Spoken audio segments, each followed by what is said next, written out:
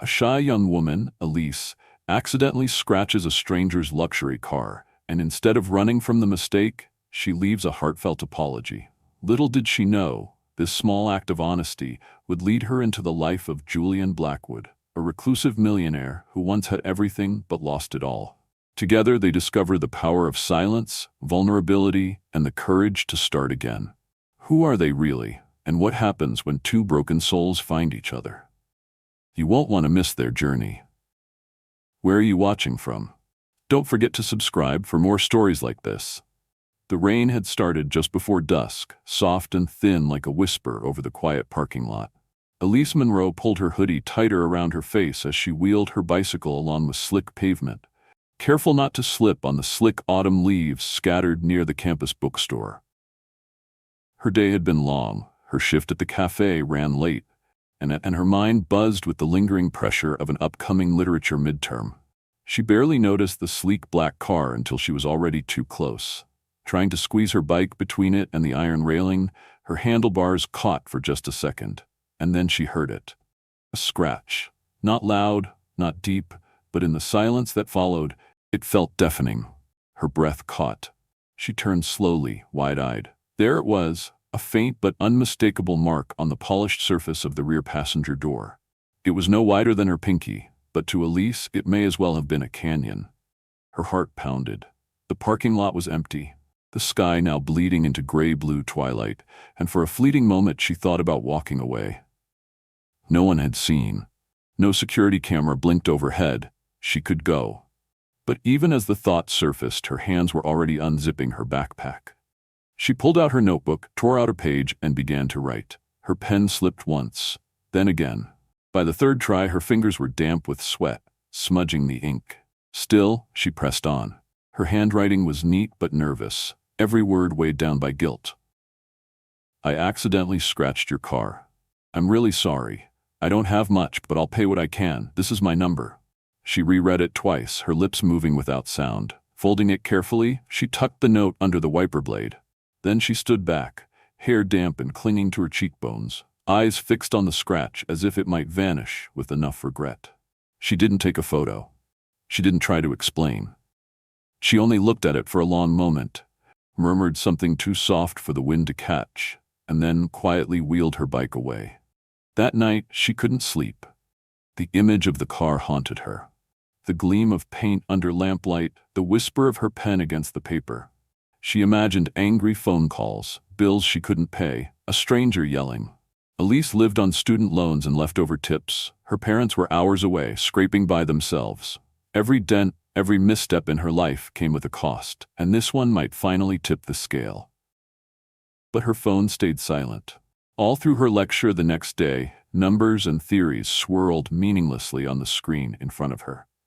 Her eyes kept drifting toward the window, toward the thought of that car, that note, that mistake. When her shift ended that night at the bookstore, she stepped out into the cool air and headed toward the bike rack. Her fingers fumbled with her key. Then she saw it. The car, parked in the same spot, and next to it, a man. Tall, black coat, black shirt, hands in his pockets, standing like someone who had nowhere urgent to be. Her breath hitched. She glanced away, hoping to pass unnoticed, but he turned. His voice was quiet when he spoke. You're the one who left the note. She froze. Slowly, she turned back to face him. He wasn't old, maybe mid-20s, but something in his eyes felt far older. She nodded. I'm so sorry. I didn't mean to. I can pay for the damage, even if it takes time. But he shook his head. I didn't come here for money, he said. I wanted to meet you. And just like that, Elise Monroe's world tilted, because in that single moment, in a space no wider than a parking spot, the smallest act of honesty opened a door neither of them knew they needed to walk through. Julian didn't ask for her number, didn't ask for money. He simply looked at Elise with the kind of gaze that made her feel both small and seen at the same time. Walk with me, he said, not as a command, but as an invitation. Her instincts tugged at her to decline, to ride away and bury herself in safe routines, but her feet didn't move, except to follow. They walked in silence, past the edge of campus where the lamplight dimmed into softer gold. Elise clutched her backpack straps tighter, her eyes flickering toward him every few steps. He didn't speak until they turned down a narrow alley that opened into a side street, half hidden behind ivy-covered brick buildings. There, nestled between a shuttered flower shop and a boarded-up cafe, stood a building that looked like it had been forgotten by time. The paint on the wooden sign above the door had faded to near white, but Elise could still make out the words, "The Majestic." "This was mine once," Julian said, pushing open the creaking door. "My first dream." Elise hesitated in the doorway, then stepped in. The air inside was cool, still carrying the scent of old popcorn in velvet seats long abandoned. The floorboards creaked beneath her feet. The light slanted through high, dusty windows like a scene frozen mid-frame. Rows of worn red theater chairs faced a screen that was now ghostly pale. Julian walked down the center aisle with familiarity, pausing in the middle and slowly lowering himself into one of the seats. "I was 22 when I bought it," he said, his voice echoing faintly in the empty space. "Did everything myself. Hung the lights, cleaned the floors, even ran the concession stand some nights. It was where I premiered my first film." He didn't look at her when he said it. Elise slipped into a seat a row behind him, as if sitting beside him might be too much. "What happened to it?" she asked gently. "The critics tore it apart," Julian replied, the edge of a smile ghosting his lips, bitter and fond all at once. "And a week later, the woman I loved died on set. We were shooting the last scene of a different project. Something went wrong with the rig. No one was to blame. But after that," he stopped. The silence filled the space like fog. "I stopped making films.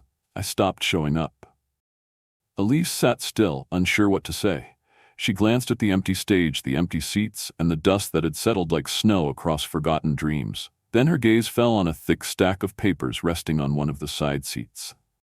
A manuscript yellowed, edges curled with time. The words "Scene 88" unwritten were scribbled across the top page in fading black ink. Julian followed her eyes. "That was the last one I started," he murmured. "I never finished it." "Why not?" He turned to face her finally, his dark eyes unreadable. "Because I was afraid that whatever I wrote wouldn't be enough, that silence was safer." Elise looked down at her hands. She thought of all the poems she never submitted, the short stories buried in old notebooks, the things she told herself weren't good enough. And somehow, sitting there in that empty theater, she understood him more than she expected to. "I used to write too," she admitted, her voice quiet. "Until someone laughed, said I wasn't the kind of person stories came from." Julian didn't respond immediately. He stood and walked toward the manuscript, brushing off a layer of dust. He held it for a moment, then crossed back to her and offered it out. "Would you read it?" he asked. Elise blinked. "Me?" "You left a note when you didn't have to," he said. "That tells me you'll tell the truth, even when no one's looking." Her hands shook as she reached for it. She wasn't a filmmaker, wasn't anyone special. But as her fingers closed around the brittle edges of his unfinished story, something stirred in her. A quiet knowing that maybe this was no longer about a scratch on a car. Maybe, just maybe, this was about what happens when two people who had given up on their own voices decide to listen to each other and to themselves. Elise didn't read the manuscript like a critic. She wasn't trained to analyze beats or structure or what made a character arc soar. She read it like someone who still believed in small truths, like someone who had once scribbled story endings on napkins and the backs of receipts before shame made her stop. That night, the script lay open across her desk, lit by the warm pool of her desk lamp and the pale blue flicker of the city outside her window. The old paper smelled faintly of time, of someone having once tried and then stopped. And yet, it pulsed with something unfinished, something aching to be seen. Scene after scene unfolded in jagged fragments, visceral, spare, haunting. A man grieving, a city that seemed to breathe with his sorrow. Long silences filled the margins, notes in the corner that read, "Rewrite later," or "Hold camera here if it hurts." The deeper she read, the more Elise realized the script wasn't just fiction. It was a map of someone lost in their own memory. And when she reached scene 88, the final page, she found nothing but white space. One small line was written at the bottom in Julian's fading script. "Maybe silence is the only way to end it."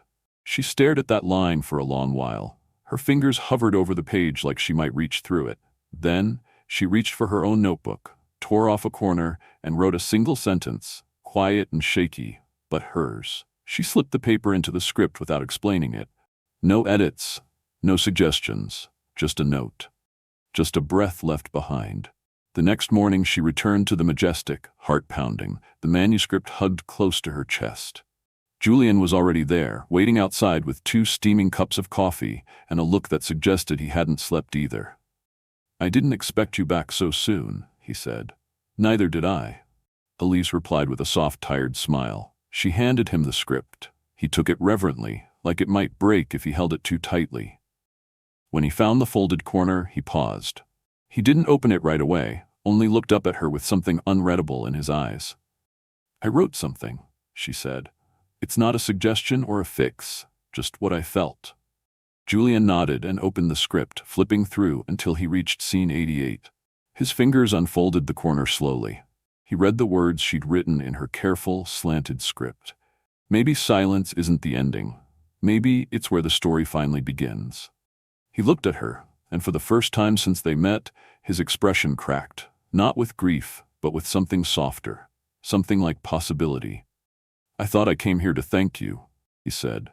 "I didn't think you'd make me wonder if I could start again." They sat together on the worn red chairs side by side, not quite speaking. Around them, the old theater creaked and groaned with the settling of time. A shaft of sunlight broke through one of the high windows and lit the corner of the screen, just enough to make the dust visible in its beam. They didn't talk about making a film. Not yet. They talked about books instead. About the quietest lines that made them cry. About the old cafe down the block and how it used to serve the worst tea but the best shortbread cookies. Julian told her about the first camera he ever held, how it was heavier than he expected. Elise told him how once she'd won second place in a school writing contest and never entered another one again because her brother said it was probably just pity. They didn't know it yet, but the script had already begun to change. Not just the one Julian had written, but the one Elise had written in her head for years. The one where she always stayed quiet, always invisible. Now that version had a crease down the center, a new line written in, not bold, not loud, but true. And somewhere, just beneath the old ceiling of a forgotten theater, something that had once been broken started to breathe again. They began to meet regularly at the Majestic. Not every day, but often enough that the dust on the old projection booth seemed to thin from their presence. Elise would arrive with her hair still damp from her morning shower, a pen tucked behind her ear and her notebook worn from the corners. Julian would be there before her, unlocking the doors and sweeping out the bits of fallen plaster from the night before. They didn't talk about filming or directing or success. They just read the script page by page and asked each other what felt true. One afternoon, Julian pulled a line from the second act and held it up like it was an injured bird. "I don't know if this works," he said. Elise read it, then read it again. "Maybe it's not supposed to work," she said. "Maybe it's supposed to sit there and make us uncomfortable." Julian stared at her for a beat, then crossed it out and wrote nothing in its place. They filled the silence with small things. Cups of tea gone cold, shared playlists, debates about which film endings left the biggest echoes. Julian started scribbling again in the margins, and Elise found herself writing more than just notes, lines of her own, quiet suggestions, observations from life she never thought would matter in a script. For the first time in years, he let someone shape the story with him. And not as an assistant, as an equal. When Diane Hartley arrived, the spell broke. Just a little. She had been Julian's producer once, before the silence, before the grief. She stepped into the theater like someone returning to a room where a ghost might still live. Her silver hair was twisted into a no-nonsense bun, and she wore a long black coat like it had armor sewn into the lining. "I heard rumors," she said to Julian, eyeing Elise with curious detachment, "that you were working on something." Julian introduced Elise simply. "She's the reason I'm working at all." Diane raised a brow. "You're writing together?" Elise felt the weight of that word, together, land somewhere between pride and panic. She nodded, trying to seem confident. "We are." Diane didn't smile. She looked around the theater, then at the script Julian handed her. She flipped through the pages like she was skimming a contract.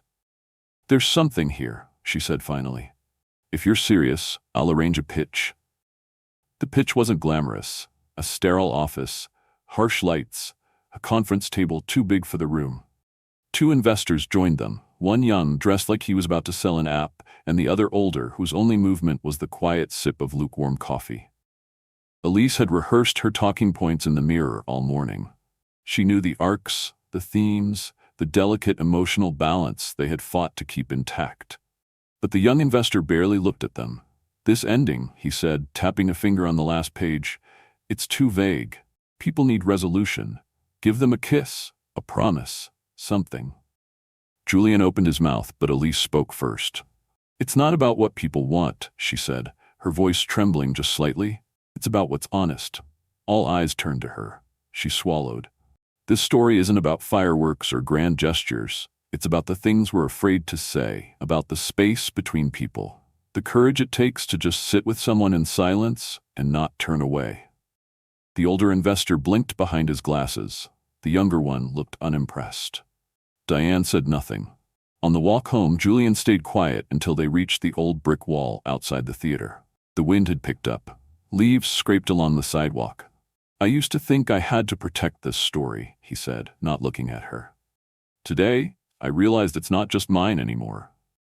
Elise didn't answer. She didn't need to. Because in that meeting room, under fluorescent lights and cautious stares, something had shifted. She hadn't defended Julian. She defended herself, her voice, her place in the story. And for the first time, she knew. She wasn't just part of it. She was writing it. Elise stood on the platform as the morning bus hissed and rumbled, its doors folding open with a tired sigh. Her backpack hung heavier than usual, not from weight, but from everything she couldn't carry out loud. She had overheard the call. Julian, hesitant, telling Diane that the investors were only interested if the script was streamlined, and maybe Elise's involvement had been a helpful first phase. It wasn't betrayal. Not exactly. But it felt like standing at the edge of something fragile and watching the crack widen. She didn't confront him, didn't wait for a defense. She just packed her notes, her scribbled edits, the loose pages of Scene 88, and walked. There wasn't even anger, just that dull, familiar ache of being invisible again. Like always, when someone more experienced, more sure of themselves, got to decide whose voice mattered. The envelope she left behind was plain, unmarked, slipped through the old theater's front door before dawn. Inside was the final draft she'd worked on in silence, her additions woven gently into Julian's script, and tucked between pages 87 and 88 was a single note in her own handwriting. "Maybe the ending isn't a goodbye. Maybe it's the moment we choose to stay, even if the room is quiet." Julian arrived at the Majestic hours later, expecting dust and stillness. Instead, he found the envelope. He opened it slowly, sitting alone beneath the broken pendant lights, the script on his knees. When he read her final draft, his breath caught.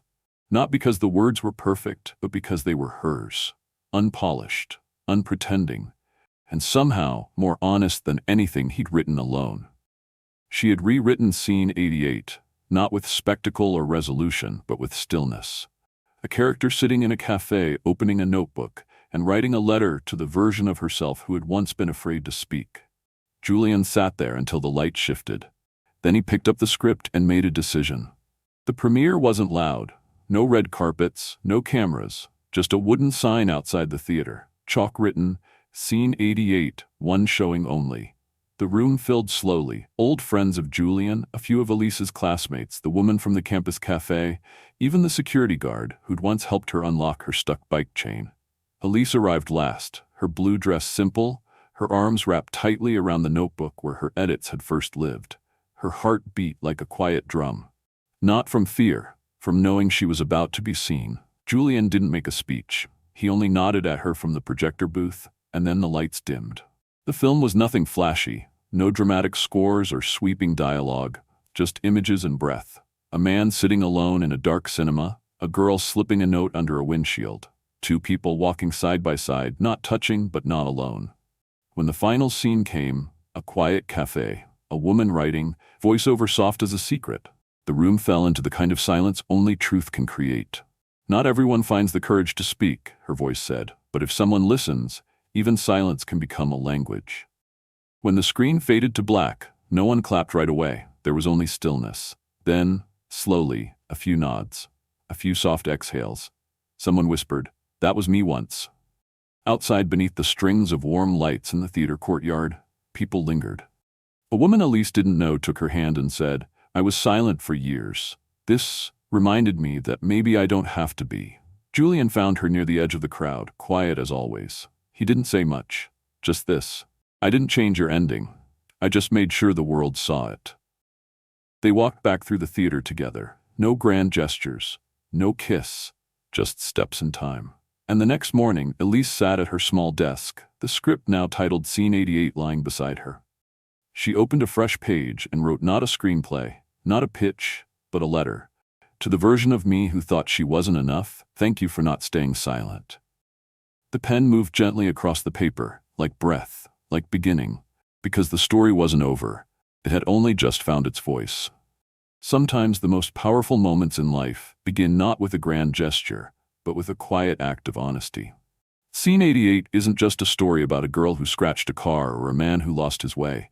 It's a reminder that small things, like a handwritten note, a silent room, or a shared truth, can change everything. Elise's courage didn't roar, it whispered. And in that whisper, Julian found the part of himself he thought he'd buried. Together, they didn't chase fame or perfection. They simply chose to listen, to one another and to themselves. And in doing so, they reclaimed not just a forgotten dream, but the belief that their voices mattered. This story teaches us that not all endings need to be tied up in ribbons. Some are quiet, some leave space. But that space, it's where healing happens, where creation starts, where fear turns into bravery, not in loud declarations, but in showing up with the truth. So if you've ever felt like your voice is too soft or your story too small, remember Elise, remember Julian. And know this: sometimes the scratch we're most afraid of is the one that lets the light in. Now we'd love to hear from you. Where are you watching from? Drop a comment and let us know. And if this story moved you even a little, hit that subscribe button so you won't miss the next story that just might reflect a part of your life too.